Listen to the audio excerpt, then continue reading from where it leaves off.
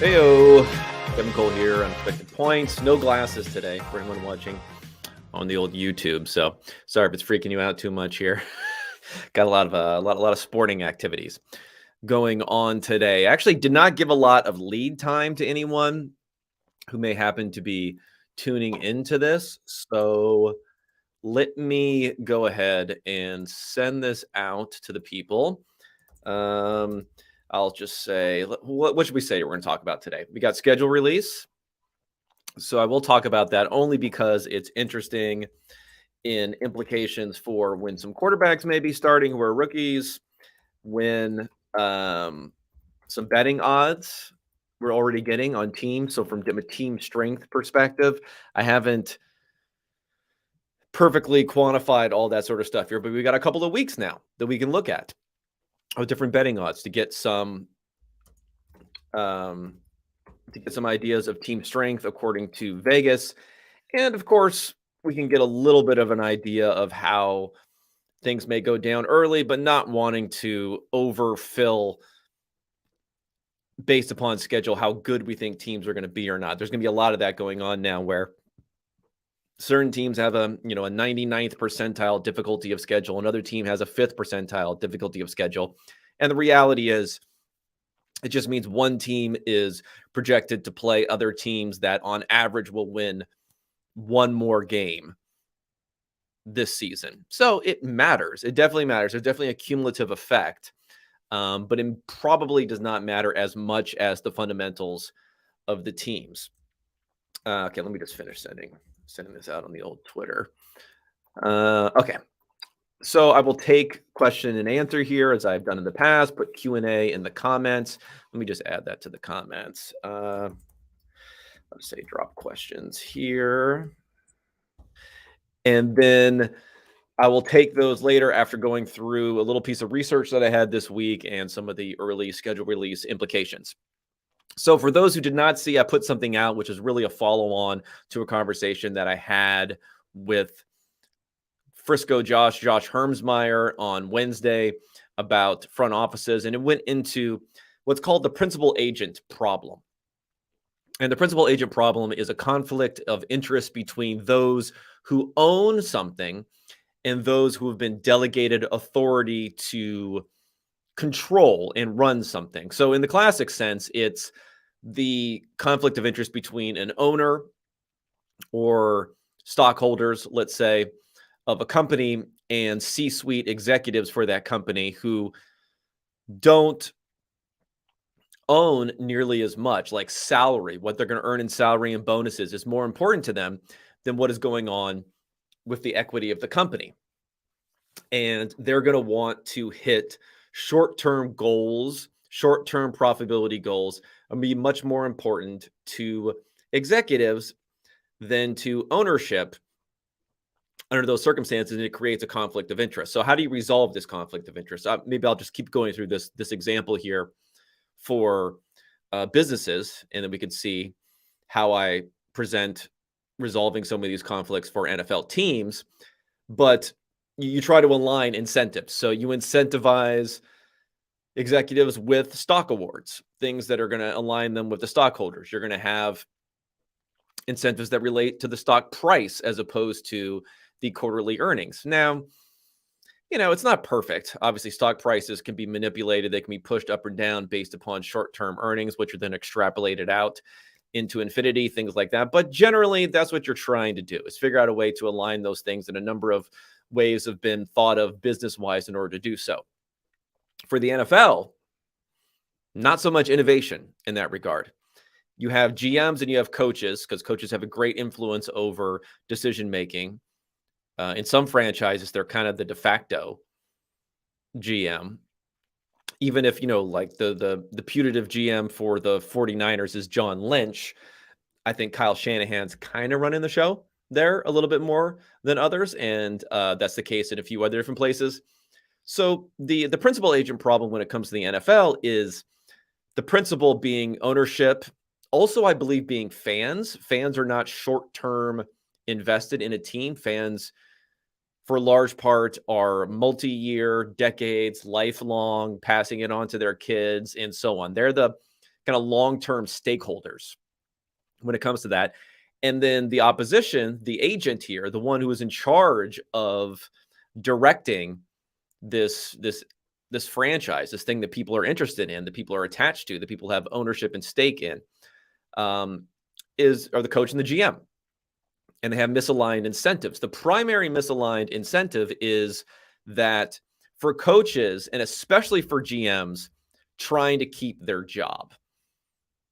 And trying to keep their job, especially for GMs, is hugely important because once you've been fired from one place as a GM, it's very difficult to get a job somewhere else. Somehow, of all people, Dave Gettleman was someone who saw that happen. But if you think about it, like Super Sports CEO, Thomas Dimitrov, very, very long tenure with the Falcons. Will he get another GM job down the road? Probably not. It's probably just not going to happen. Coaches you see get second chances a little bit more often than you do for GMs. But for GMs, it's really a one and done type of situation most of the time. So you're really concentrated on holding on to that job. And because of that, the short term is extremely important. And in fact, when I looked at the historical data for what sort of timeframes are really realistic, you can assume you can hold on to a job in the NFL.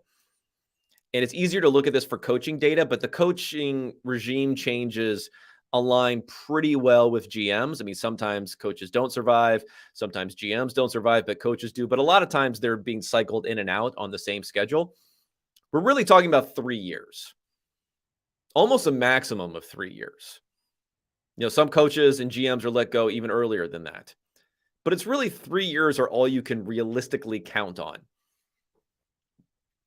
I looked at all head coaches who have started since the year 2000, started their careers, and the only ones that have had longer than a 3-year window with a team when they didn't have either a winning record or a playoff berth, one of those two things, there were only 4 coaches who made it to the 4th season.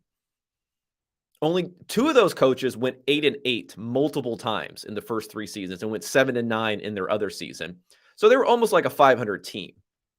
So that's how they survived. Now, the 2 coaches who didn't even meet that bar, they both were fired mid-season in their 4th season.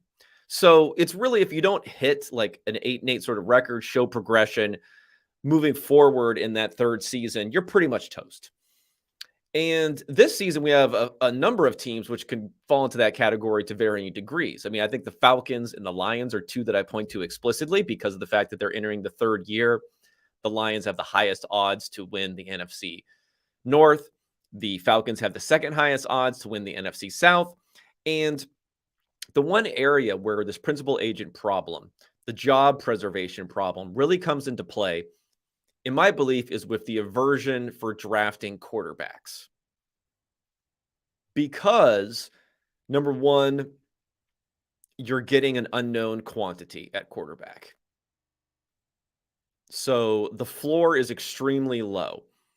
And if that quarterback is a bust, even through no fault of the coach, you could be out the door. I mean, for instance, Steve Wilkes was fired after 1 year. Josh Rosen was so bad. And the team probably wasn't great outside of that. He probably didn't do a fantastic job outside of that, but still, gone after 1 year. Many coaches that I looked at in the sample have been, they basically draft a quarterback, rookie year, disappointment, through some fault of theirs, potentially, not necessarily, and they're gone. Jack Del Rio, fired Blaine Gabbert after Blaine Gabbert's rookie year. Pat Shurmur, well, this is actually, some of these are during the year. Pat Shurmur, back when he was with the Browns, fired Brandon Weeden. Dennis Allen, fired Derek Carr's rookie year, where he was not good. Jeff Fisher, fired Jared Goff's rookie year, also not good. Todd Bowles, fired. Jay Gruden, fired for Dwayne Haskins' rookie year. Matt Nagy, fired Justin Fields' rookie year. Now, you can look at a lot of these guys and say, well, they all stink as head coaches. And, you know, maybe that's true. But, you know, if a lot of guys don't get a second chance to be a head coach, and we don't know who they'll end up being necessarily. But a lot of quarterbacks who end up having decent to great careers in some circumstances are just really bad as rookies. I looked at total expected points added for rookie seasons versus veteran seasons. I mean, there are some really, really bad numbers. Alex Smith, negative 95 EPA in his rookie season. Jared Goff, negative 80. Matthew Stafford, negative 65. Derek Carr, negative 61. Trevor Lawrence, negative 32. And that also coincided, of course, with Urban Meyer being fired. I mean, Urban Meyer was a mess, but like if Trevor Lawrence played like second year Trevor Lawrence, who knows? Maybe he could have even survived all that mess there. Eli Manning, negative 30. Lamar Jackson, about negative 10 EPA. And Josh Allen, slightly negative in EPA. So even like guys who are putting up monster numbers, Josh Allen putting up 200 expected points added now in a season, starting off as a rookie, wasn't adding anything. And in fact, just being at 0 is bad for drop back passing, which is generally a positive expected points added versus running the ball. So even if you have a successful quarterback, they can be bad, and then the coaches end up getting swept out here. So first year, a lot of quarterbacks are brought in with first-year coaches because they know they have a bad year as a rookie. They can survive that. They won't be fired, and then there'll be benefits in the future. Even if you've already had 1 year, and I guess maybe would put like Josh McDaniel and Ziegler over in Las Vegas as being part of this, even 1 year, even going into your second season, if you draft a rookie quarterback, they're probably going to be bad that season or not great that season, not at their full potential, certainly that season. So you have a bad second year and you're trending in the wrong direction. All of a sudden, year 3 is right around the corner. You may not even make it there. So it's almost like first season, these GMs and new head coaches are motivated to go get a quarterback. And then after that, they really don't want to take one because of the unknown, because of the floor that's so low that will overwhelm everything else you've done on the roster if you don't get that pick right at quarterback. I mean, another example would be the Browns who, they passed on Wentz and Goff. They went with DeShone Kizer the next year in 2017, a second-round pick. We all knew that was like a low-floor potential pick. We all knew that was a high-risk, high-reward type of pick. He was so bad that they don't win a game, and Sashi Brown is gone. Hugh Jackson's gone somewhat the next year. It was a pick that was being praised during the offseason. The results come, and boom, heads start to roll. So I think teams know this a lot. GMs know this a lot. And that becomes a big problem with not being willing to take someone like a Will Levis, despite the fact that Lamar Jackson was the 32nd pick overall and he's ended up being so good. Jalen Hurts was a second-round pick and he ended up being so good. Josh Allen, Justin Herbert, both of them had multiple quarterbacks and multiple non-quarterbacks going before them in the draft. Patrick Mahomes had Mitchell Trubisky going before him in the draft and multiple non-quarterbacks in the draft. Deshaun Watson was in that same draft even later. Lots of guys who had flaws, lots of guys that you could not be confident would come in and improve your team immediately when you think you need it as a GM and a head coach, end up being the best picks that you could possibly make for the longer term success of the franchise, for ownership and for fans. Quarterback aversion. A quarterback pick that you make in the middle of the first round can have a massive impact, negative impact on the team. Even if, like the Titans, for instance, their last 3 first-round picks, Treylon Burks, Isaiah Wilson, Caleb Farley, haven't done much at all. Wilson only played 1 NFL game before he was out. Farley injured both seasons. Treylon Burks had an okay year, but again, injured a lot. We don't talk about those a lot. But if this Will Levis pick doesn't hit, we'll be talking about it a ton, even though it was a second-year pick because of the impact it'll have on the franchise. So how do we correct this? Again, I point to the Lions and the Falcons being teams that were basically out on quarterbacks because they're entering the 3rd year and had these expectations. So how do we correct this? Well, you got to align the incentive. So my suggestions were, first, you got to have kind of knowledge that quarterback picks, sometimes they work, sometimes they don't. You have to look at the process behind it. You have to be able to judge the success of the team outside of quarterback play that rookie year. How's the defense performing? How's the running game performing? How's the blocking performing? whatever independent measures we can try to derive outside of quarterback, how are we looking there, knowing that the quarterback is such a roll of the dice? Another thing I think they could do is even add years of guarantee or additional years to the contract with some sort of assurances for coaches and GMs if they do draft a quarterback. If they don't want to draft one because they think this poor rookie season is going to have me out the door, so I'm not going to take any risk to potentially get that reward and that upside, well, eliminate some of that risk for them. And if you say, well, then you're keeping a bad coach around who couldn't develop the quarterback, blah, blah, blah. If you think they're a bad coach, then they should be fired and just get rid of them anyway. Be even more proactive to get rid of them then, because then a new coach and a new GM coming in will be willing to go ahead and draft a quarterback in that first year. Either give them the assurances that they'll last longer if you believe in them. Don't just be ho-hum. I'm not sure I like them. I'm not sure I don't like them. I'm not sure I want to fire them, so on and so forth. Either give them more assurances to stay longer or bring in someone else who will have more assurances that they'll be able to stay along longer so they can look rationally and have a sober look at the quarterbacks available who probably should be taken earlier than what we've seen in the past. And that's really everything that the article is about. Again, dig into that. I'll have some more stuff going on as we get into the season. All right, let's talk schedule release for a second. So the schedule release is out. It's kind of annoying, honestly. I'm not going to lie. On Twitter, a lot of this stuff. My favorite part of the week was the international schedules being released, because then we got a tweet from every beat writer covering a team that did have an international game saying, hey, international game, I'm going to, Berlin or whatever. And then we had every single beat writer for a team that did not have an international game also sending out a tweet saying, no international game this year for the team. And it's like, okay, man, the NFL, you're really conquering this like 12-month long cycle of being on the front of everyone's mind. But then last night we got the actual schedule release. Why is the schedule release important? I don't care about prime time. I don't care about a lot of this stuff. We can hash that out all season long. Why is it important? Number one, we start to get some good old, maybe wisdom of crowds, but more like wisdom of betting markets, which is even better than wisdom of crowds, information on team strength. I don't know if anyone has seen a website. I'm going to look it up here.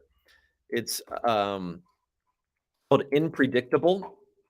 And I don't think they're doing it already for this year. Probably not. I'm looking at it here, and it looks like the team strength ratings that they have are based upon last year's stuff. Yeah, it says as of January 8th, 2023. But anyway, what they do is they look at the 2 weeks out. So the first week and second week of NFL lines, and they're able to mix it together to say, okay, team X is favored over team Y by 3 points. Team Y is playing team Z the next week, and they're favored by 2 points. So then team X is probably 5 points better than team Z, and then team Z is playing team blah, blah, blah. Anyway, you can work it all around. It's kind of like a matrix that you're building of all these different point spreads. You put in an assumption for quarterback, if need be, for injuries and things like that. Not as big of a deal for the first week. It's more like, well, it can be somewhat of a big deal for the first week if you're assuming who's going to start or not for rookies. And then you're also throwing in home field advantage. And through that matrix, you're able to derive power rankings for these teams and basically how much a team is favored on a neutral field against an average team, how much you think they would be favored. And then you can build some rankings based upon that. Okay. Spoiler alert. I have not done the work on that yet. I'm also going to be doing a lot of scenario analysis now that we have the schedule. Haven't done that either. I have made some blind bets, though, if you want to know. I'll talk about those in a second. But if we can do this exercise a little bit of a more, ad hoc basis, Not exactly looking into it and have to make everything perfectly calculated out, but try to figure it out on the basis of what's most interesting. So let me bring up let's bring up DraftKings so I can get both of the weeks here for different teams. So I believe we have 2 weeks of data on this. Let's look. So for the Lions, they're 6.5-point underdogs at Kansas City week 1. Oh yeah. And then week 2, they are 2-point favorites at the Seahawks. Oh, yeah, we actually have 3 weeks of data here. So then they're 5-point favorites at the Falcons. We'll be going all the way out. We got a far here. We got 4 weeks here. And then they are 1.5-point favorites at the Packers. And that starts to give you an idea. Well, Panthers, Bucks, we got everything in here. All right, it starts to get a little sparse once we get down into mid-October. But we got a lot of data here that we can start to make some assumptions for how good these teams are. And I do think it's interesting, the Lions being matched up with the Chiefs in this first game of the season. I don't know if restore the roar crowd is going to be big here. I think it opened at 7. Now it's down to 6.5 for the Chiefs. Kind of interesting. Let's just start to peel through some of these. The Chiefs are at home. So I don't know. I think a couple points there. Maybe a 4.5-point type of difference, which, I don't know. Maybe I'm not buying the Lions quite as much as some others. I'm going to go ahead and look here at my power rankings to end the season and see how some of this compares. I think that might be a good way to do this. So for the power rankings to end the season, I had the Chiefs about 6 points better than anyone on a neutral field, and the Lions about a point better. So 5-point difference. So according to this, with an adjustment for home field, it's definitely tighter than 5 points. So interesting. I think the Lions may have gone better relative to the Chiefs, at least according to my numbers. The Ravens, 9-point favorites over the Texans. I guess we'll have to see what the Texans are doing as far as quarterback is concerned there. The Bengals, 2.5-point favorites at the Browns. That's an interesting one to me. I think the Browns may be sneaky values this year based upon some undue pessimism on Deshaun Watson. I'll talk about that soon.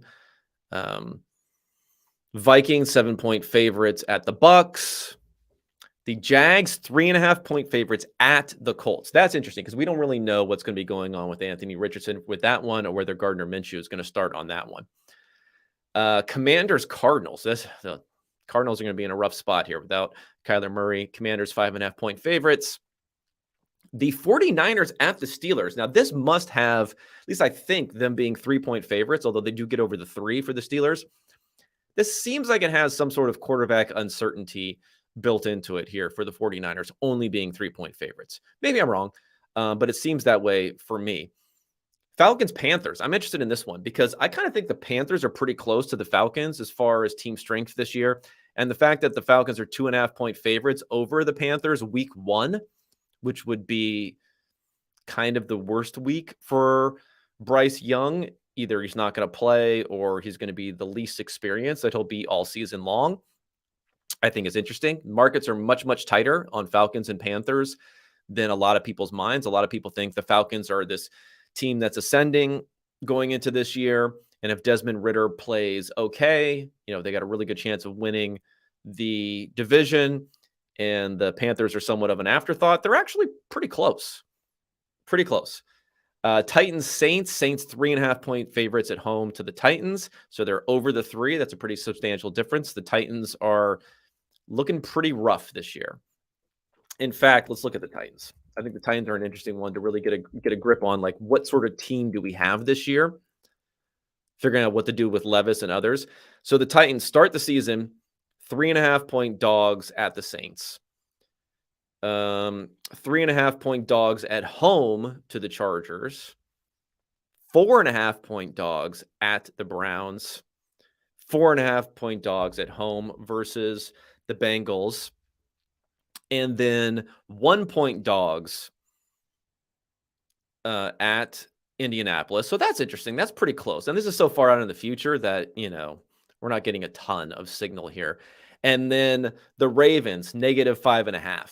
So they're 5.5-point dogs at home versus the Ravens. And why I think this is interesting in particular when it comes to the Titans is like, will Levis watch? When are we going to get Will Levis? If you look at these 6 games that I talked about here for the Titans to start the season, dogs in every single game. 5 out of the 6 games, I believe, if I remember correctly, more than 3 points, 3 points or more. So, like, substantial dogs in all these different games. They have a bye week 7. So after this Ravens game in week 6, they have a bye the next week. Then the second half of their schedule, you got the Titans you got the Texans in there twice. You got the Bucks in there. You got some other easier teams down the stretch. This seems like the transition point for Levis. And the important thing I think to remember when we're talking about like when these quarterback transitions are going to happen, when these quarterback transitions are going to happen to rookies this year, is after week 1, after the decision has been made, who's going to start week 1, like how good the starter is, how good the rookie is, all those sorts of things doesn't matter that much outside of win-loss record. That's going to be the thing driving it the most. You know, like Alex Smith was a good quarterback and had a fantastic year in 2017 during Patrick Mahomes' rookie year. But there's plenty of stories about Mahomes looking great in his work on the scout team and other things.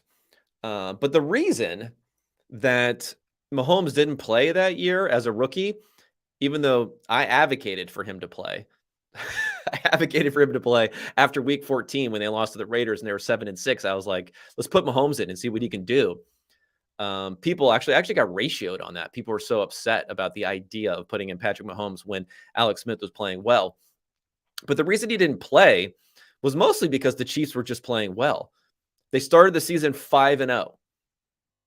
They were 6-3 9 weeks into the season before hitting their bye week. They got down to 6-6 after losing to the Jets in week 13, but then 7-6, 8-6, 9-6, 10-6. And actually 9-6 would have been the last game for Smith. And then Mahomes played the meaningless last game of the season for 10-6. But they were basically like a playoff team the entire year, never below 500. Again, starting 5-0 to start the season. Really, really strong start. That was the main reason that they never really turned to Mahomes. Not that Mahomes didn't look good enough, not that Smith was, they knew his ceiling was so high or something like that. It was really just because that they're performing that well. So that's going to be the important thing, I think, for Levis in particular, when he's going to start on the Titans. And the Titans being significant underdogs in 5 out of the first 6 games, underdogs in all 6 of those games, probably looking at a 2-4 start to the season, maybe 1-5, maybe 3-3, maybe a very, very outside chance at 4-2 before going into their bye. I think that's going to be when Levis comes in. And that's information we can use from the schedule, seeing that they have such a more difficult schedule for the Titans at the beginning of the season, that we may see Levis a lot earlier even than that.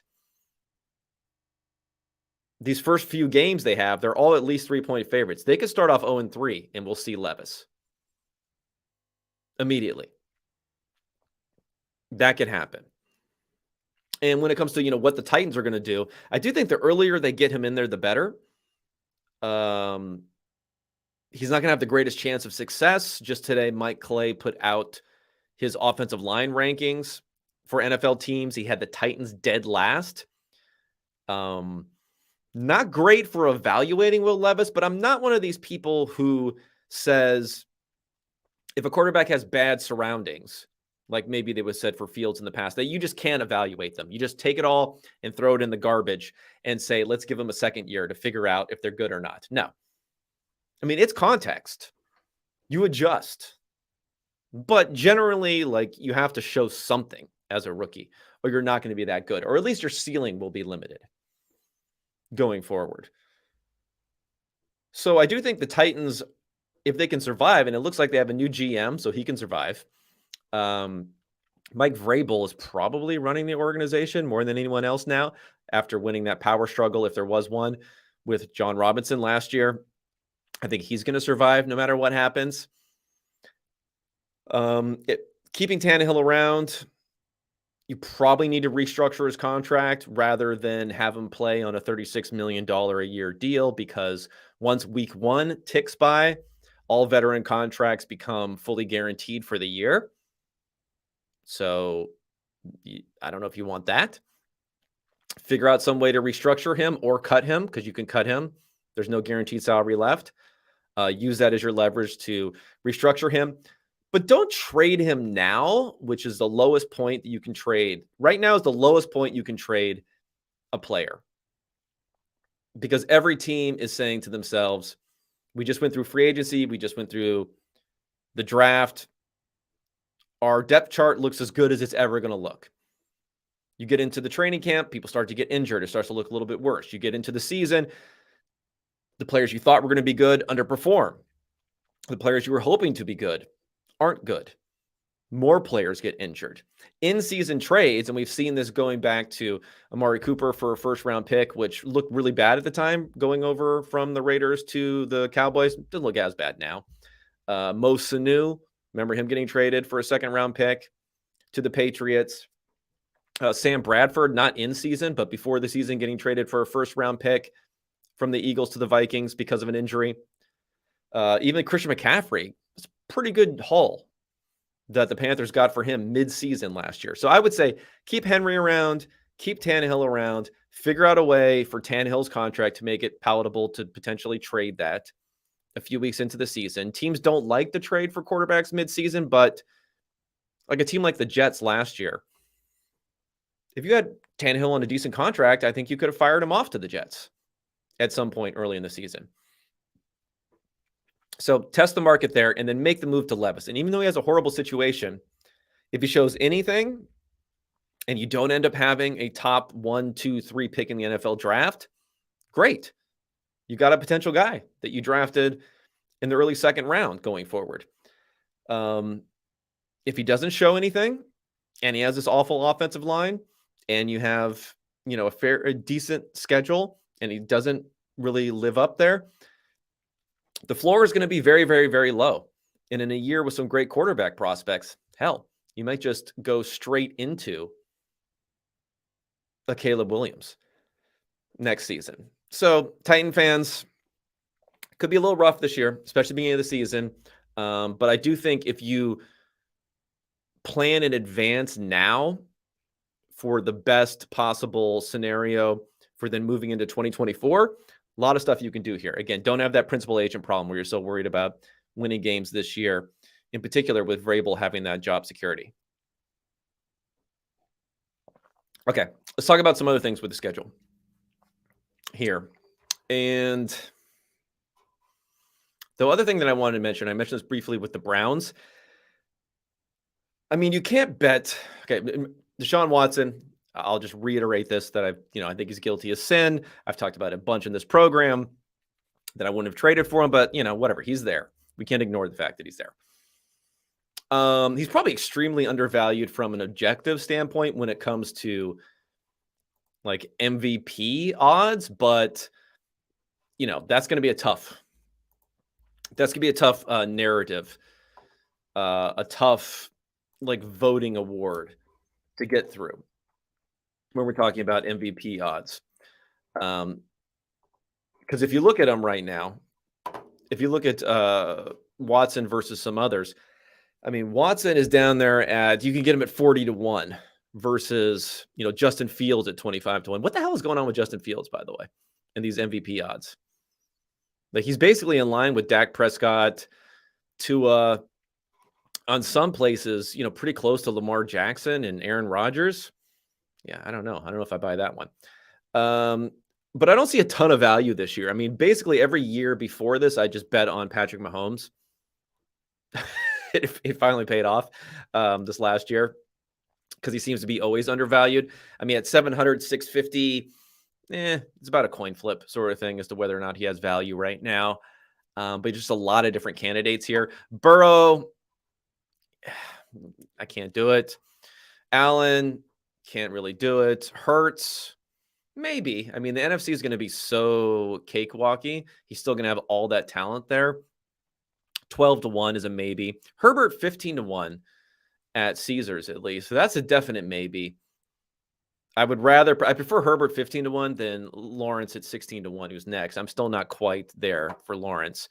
Rodgers, I think the ship has probably sailed for him.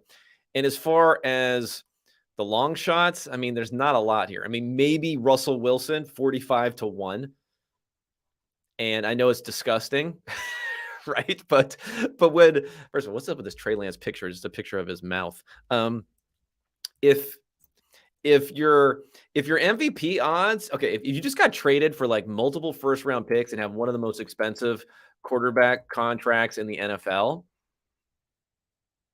and you have Sean Payton, who's now coming in as your head coach, and you have a number of decent receivers, and you have an okay offensive line and everything else, and you look up and your MVP odds are in aggregate lower than Jared Goff. I mean, worse, I should say. Longer odds than Jared Goff. Longer odds than Geno Smith. Longer odds than Trey Lance, who's probably not even going to start. So that's that's a pretty bad one. About equal to Jordan Love. Your MVP odds are about equal to Jordan Love. You're a Hall of Famer. It's definitely a plug your nose sort of situation. Like, you got to plug your nose. I realize Russell Wilson's never had an MVP vote, blah, blah, blah. But he was a legit contender in, when was it, 2015 or 2016? I can't remember which one it was. Maybe it was 2016. And he was pretty good. He was extremely good the first half of the season for 2020 before things had kind of fallen apart. But yeah, I mean, that's insane to me. 45-1. I'll take Russell Wilson at 45-1. I'll probably make that bet shortly after this podcast here. Anything else here? I mean, I would say Stafford at 60-1 is not bad, but Stafford's going to be a really interesting test case this year on the whole offensive line thing. That's like the meme that Ben Baldwin, who will be on the pod next week to discuss front office rankings. It's a little bit of a meme that he had of him, Stafford, and Goff when it came to their performance and how well the offensive line was playing. So Stafford was really, really great a couple of years ago because the offensive line played great. The offensive line stunk last year and his performance went in the toilet. This year, they're projected to be really, really bad on the offensive line. So maybe it's not a great bet, but I mean, hell, if he has the same odds as Kyler Murray, who's not even going to play maybe the first half of the season, I don't know. It's something. Sam Darnold, Jim Garoppolo, 100-1. I don't know. Maybe I would take that. I probably can't take that. He probably has no chance of winning. I can't do it. So yeah, I can't do that one. But I don't know. Well, let's stick with reasonable stuff here. Russell Wilson, 45-1. Book it. I'm in on that one. The other bet that I've made so far, and again, I'm doing my simulations. They're not done yet. Apologies. But kind of a blind bet that I made here. And this is the Browns thing that I mentioned. I think they're undervalued, but you can't really do Watson MVP because no one's going to vote for him for MVP. But the reason they're undervalued is because people think Watson is bad or something now, even though he was one of the best quarterbacks in the NFL. And there's a reason there was such a sweepstakes for him after the 2020 season. Let's look at these AFC championship odds. Now, the AFC is going to be a gauntlet. You got the Chiefs, you got the Bills, you got the Bengals, you got Rodgers and the Jets, you got Lamar Jackson and the Ravens, you got Trevor Lawrence and the Jags, Justin Herbert and the Chargers, Tua playing well with the Dolphins. That's a lot of teams, right? But at PointsBet, and I've already made this bet here, 22-1 for the Browns. Around the same odds as we're looking at the Broncos. Broncos slightly longer odds you can get here. But then after that, it's the Raiders, the Steelers, the Patriots, the Titans. I mean, these teams have no chance. The Browns, I mean, they've been building and rebuilding this team. They got Defensive Player of the Year type of candidate on defense. They have other pieces that they built around on defense. Mike Clay's offensive line rankings had the Browns second in the NFL to the Eagles. They have Amari Cooper still there. Deshaun Watson returns to form. I don't know, man. Like, is there that big of a difference? Again, when you're looking at the point spread in some of these games, it's less than 3 points, Bengals at Browns. So you add in the home field. Yeah, you give them a couple more points. The Ravens. Yeah, I mean, like, is there that big of a difference between the Ravens and the Bengals and the Browns? Should the Bengals really be 5-1 to win the AFC Championship, where the Browns are 22-1? I don't know. I mean, this may be, they restructured Watson's contract this season to bring that cap number down. There's a lot of reasons to argue that this year, with the full offseason, this is the best the Browns team can potentially be. Myles Garrett still in his prime. Deshaun Watson obviously still in his prime. Nick Chubb still in his prime. The offensive line as good as it is. They need things to come together defensively, but I don't know. I just feel like if Watson had any sort of reasonable performance last year, and he had some really, really bad weather games, they kind of were just discombobulated at the end of that season. If he had any sort of reasonable performance last year, they would be right in the Ravens sort of range of maybe 12-1 as opposed to 22-1. So that's the one team that stands out to me, at least, above anyone else. And then lastly, if we're going to go to, actually, you know what? And I think that's where I'm going to stick on the different betting sort of stuff, because that's all I've done so far. And I'm going to write up some more stuff next week once I do my simulations. All right, let's get to the Q&A if we have any here. And maybe we'll get out of here a little bit early-ish, since, let's face it, there's not a lot of NFL news going on this week. Okay, let's see. Do we have any good stuff here? It says, can you please explain to me the importance analytically of the schedules? Is there any as a fan? I don't find any value in the schedule unless you actually plan on going to multiple games a year. Yeah, I mean, as a fan, the only real value is what I talked about, is when there can be some narrative arcs that'll actually have effect on benching a quarterback. So I think it matters. Like, I think it matters that the Titans schedule is so difficult to start the year. Much, much more difficult than it is after their bye week. So that matters in trying to figure that out. And then that matters when we're talking about props, seasonal props for Levis, if we get them, maybe even rookie of the year props on Levis. Do we have rookie of the year? Let's look at offensive rookie of the year. I mean, I think it's probably burning money betting on Levis on this Titans team anyway. Odds 2023.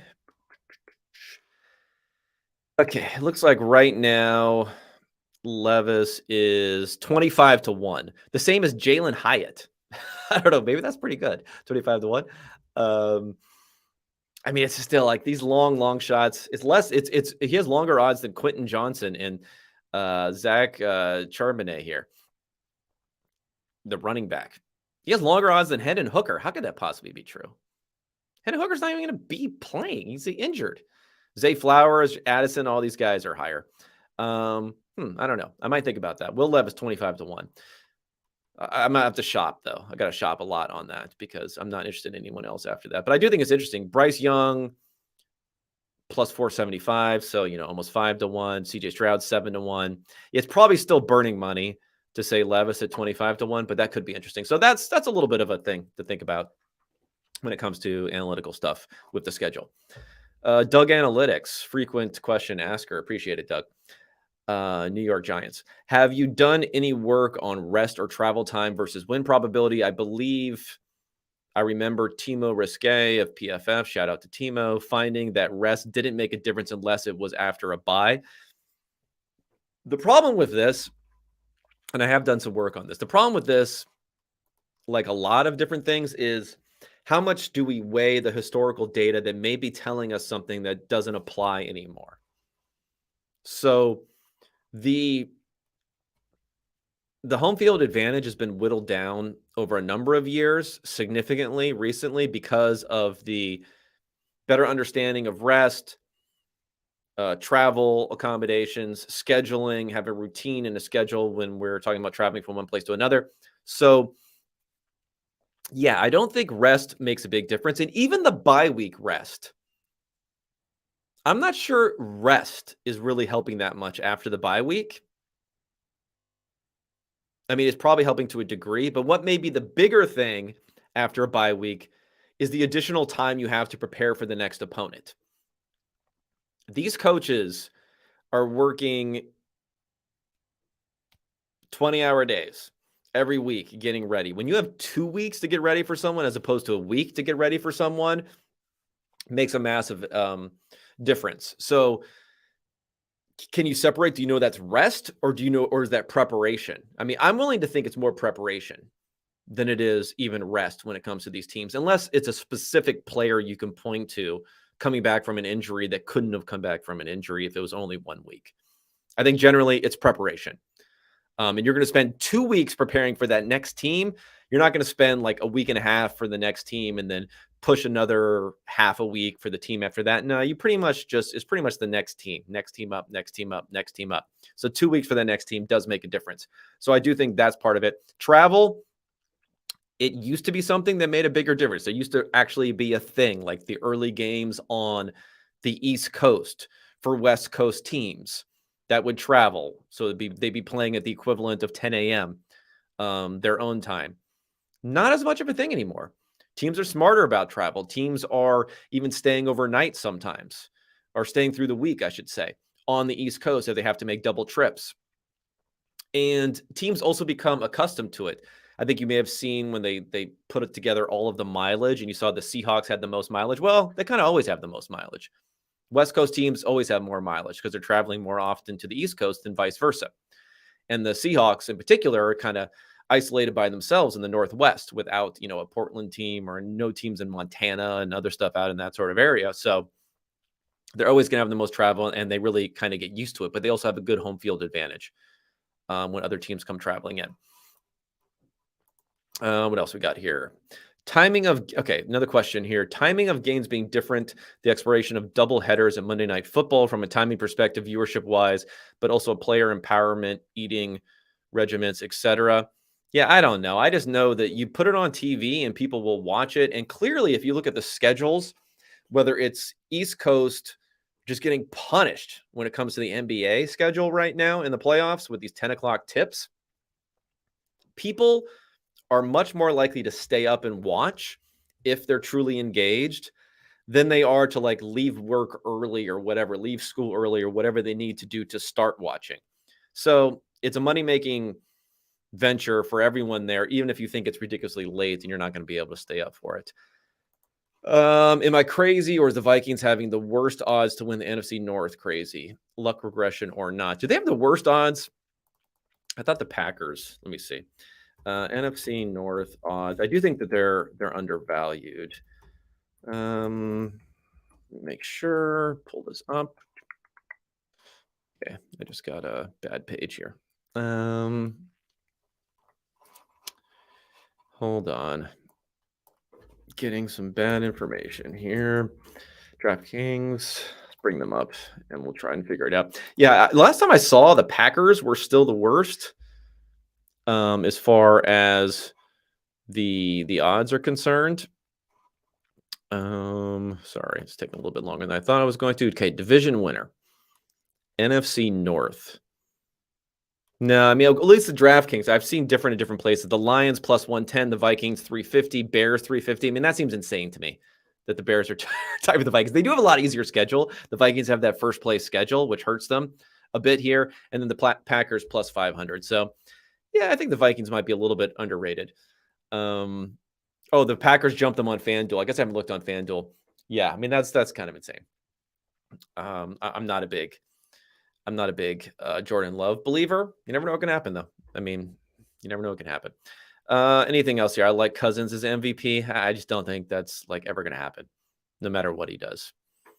They're definitely not going to have that was almost the best possible outcome. And I just think Justin Jefferson probably hurts him too much. Sometimes that doesn't matter. Like when you have a Randy Moss, Tom Brady season together, like Tom Brady has enough cachet where Randy Moss is not going to take away from him when they break all different kinds of records. But in some ways, you could say, in some ways, you could say maybe Justin Jefferson has like some sort of path of getting there to the MVP if everyone has a meh year and he has like 2,000 yards or whatever else he'll need there.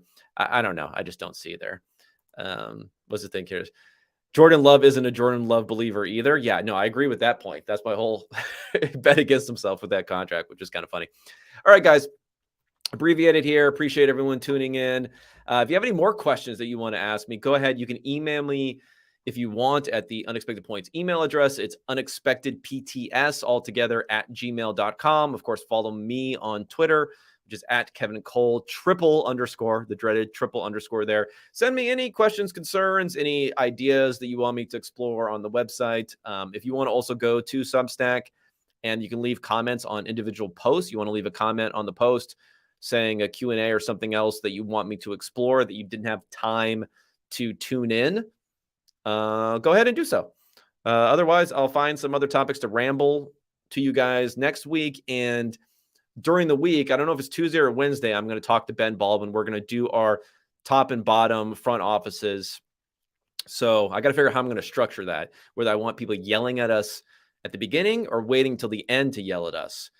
When, we have the Saints and the 49ers and whoever else, then I'm going to put low, at least going to the Jets and others that I'm going to have low on there that people will, people have their notepads out and they'll be taking our names down for when teams do well this year. Otherwise, thanks so much, everyone, for tuning in. I appreciate so much the love on Substack and here, and I'll be talking to you guys next week.